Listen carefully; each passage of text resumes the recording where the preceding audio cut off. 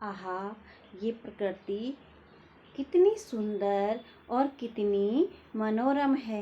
मन करता है कि बस एकटक होकर इसको निहारती ही जाऊं और उठूं ही नहीं इसके बीचों बीच से।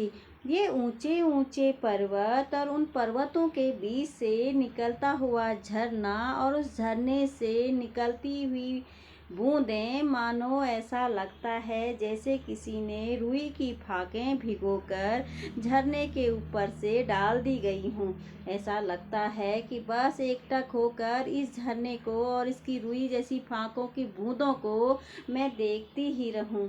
ये कलकल करती नदियाँ, उसमें लहराती हुई लहरें, बल खाती हुई लहरें, मानो ऐसा लगता है जैसे कोई संगीत सुना रहा हो और वो लहरें नृत्य कर रही हों।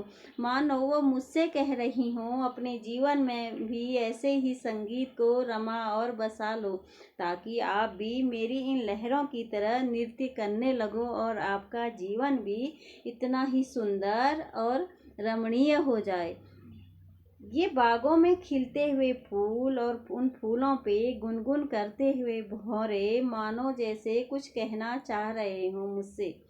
चारों तरफ हरियाली ही हरियाली, जैसे कोई कन्या युवावस्था की दहलीज पे खड़ी अपने यौवन को निहार रही हो।